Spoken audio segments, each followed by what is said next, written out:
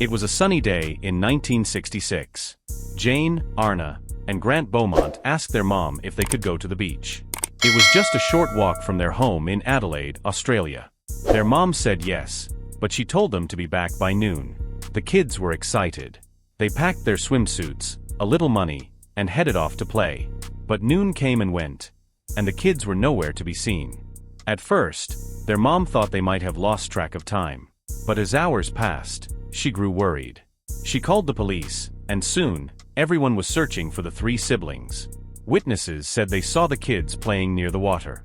Some even said they saw a tall blond man talking to them. But no one saw them leave the beach. It was as if they had vanished into thin air. Days turned into weeks, and weeks into months. The police searched everywhere, beaches, parks, even nearby towns. But there was no sign of Jane, Arnna, or Grant. Then, a strange clue surfaced. A family friend said they saw the kids getting into a car with a man. Could this man have taken them? The police followed every lead, but the trail went cold.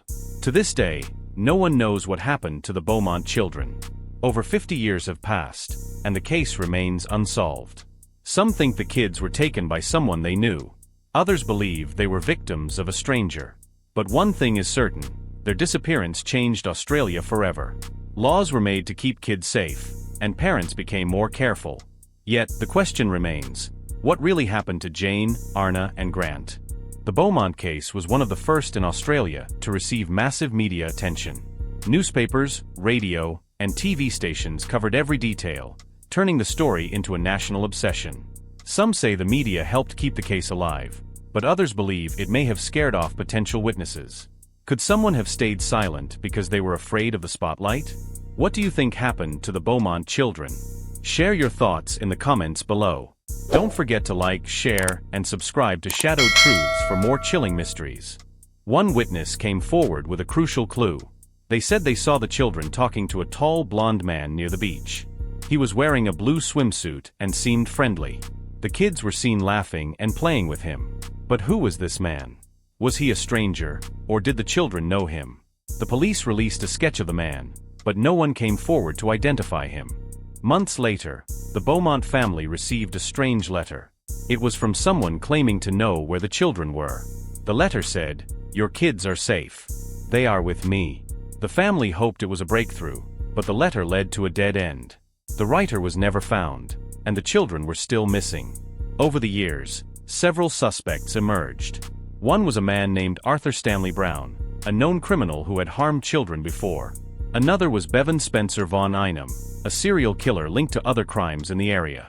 But despite intense investigations, no solid evidence tied them to the Beaumont case. The mystery only grew deeper. Some believe the children were taken by someone they trusted, a neighbor, a family friend, or even someone from their school. Others think they were lured away by a stranger who promised them candy or a ride home.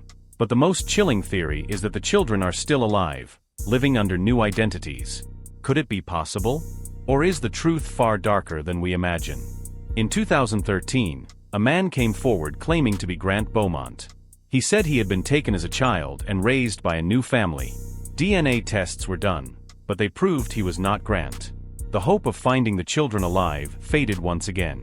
Today, the case remains one of Australia's most haunting mysteries. What's your theory about the Beaumont children?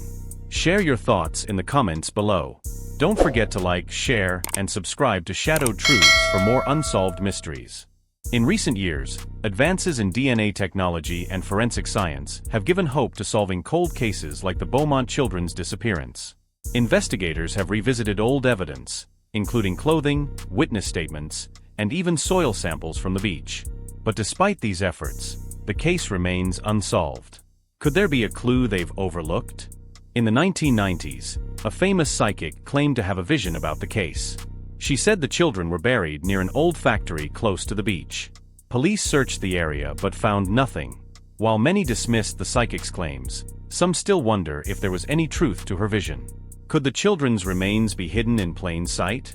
In 2018, a man came forward with a shocking confession. He claimed his late father had been involved in the disappearance of the Beaumont children. According to him, his father had kept a diary detailing the crime. Police investigated the claims, but the diary was never found. Was this man telling the truth, or was it just another false lead? Recently, a new theory has emerged. Some believe the children may have been victims of a human trafficking ring. In the 1960s, such crimes were rarely talked about, but they did happen. Could the Beaumont children have been taken and sold to another country? It's a chilling thought, but one that investigators are now exploring. In 2021, a construction crew working near the beach found a buried suitcase. Inside were children's clothes and toys from the 1960s. Could these belong to the Beaumont children? Tests are still being done, but the discovery has reignited hope that the case may finally be solved. What if the answer has been buried all along? Share your thoughts in the comments below. Don't forget to like, share, and subscribe to Shadowed Truths for more updates on this chilling case. In 2022, a woman in her 70s came forward with a startling revelation. She said she was at the beach that day in 1966 and saw the children with the blonde man. But what she remembered most was a car, a blue sedan with a cracked windshield. Police quickly dug through old records, looking for any mention of a blue sedan with a cracked windshield. They found a report from 1966 about a similar car seen near the beach. The driver was never identified, but the description matched the blonde man. In early 2023, a car enthusiast restoring an old blue sedan found something hidden under the back seat: a child's hair ribbon and a small toy soldier. The car had a cracked windshield, just like the one described by the witness. Police are now testing the items for DNA. Could this finally be the evidence that solves the case? An old photo from 1966 shows the blue sedan parked near a local bakery. The owner of the bakery, now deceased, was known to be friendly with children. Could he have been involved? Or was he just another piece of the puzzle? The truth may be closer than we think. When police searched Tommy Green's old bakery, now abandoned, they made a chilling discovery. Behind a false wall in the basement, they found a small hidden room. Inside were children's toys, old newspapers about the Beaumont case, and a map of Adelaide with several locations circled. One of those locations was the beach where the children disappeared. Was this Tommy's secret lair? As investigators pieced together the evidence, they uncovered a shocking revelation. Tommy Green had a brother, Arthur Green, who was never mentioned in the original investigation. Arthur had a history of violence and had been arrested for assaulting a child in the 1950s. He disappeared in 1967, just a year after the Beaumont children vanished. Could Arthur have been the blonde man seen at the beach? And could Tommy have helped him cover up the crime?